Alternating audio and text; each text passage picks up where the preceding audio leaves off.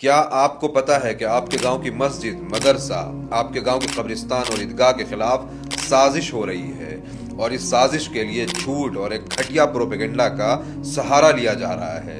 हमने ये खूब सुना है कि इंडिया में वक्फ बोर्ड डिफेंस और रेलवे के बाद सबसे ज्यादा लैंड ओन करती है, जो कि 9,40,000 एकड़ जमीन है। कंट्री का तीसरा सबसे बड़ा जमीन का मालिक। रेलवे और सेना के बाद सबसे ज्यादा उसने जमीनों पे कब्जा कर लिया। इंडियन डिफेंस और इंडियन रेलवेज के बाद थर्ड लार्जेस्ट प्रॉपर्टी होल्डर है वक्फ board. The country's third largest landowner after the Indian Railways and also after our armed forces. सेना और रेलवे के बाद भारत में सबसे ज्यादा अगर जमीन किसी के पास है तो वो वक्फ बोर्ड है।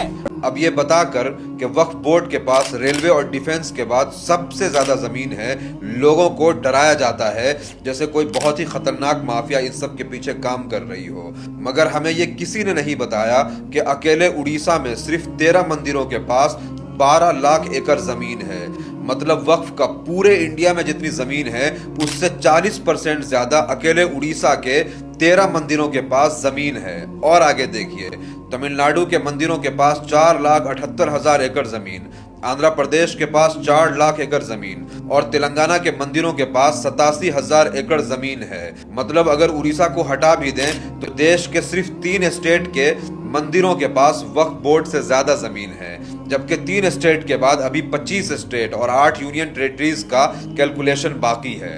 तो सोचिए कि Waqf board third largest landowner है, ये झूठ और प्रोपेगेंडा कहां डस्टबिन में जाएगा? फिर वो लैंड जिहाद, जमीन जिहाद जैसे प्रोपेगेंडा का क्या होगा?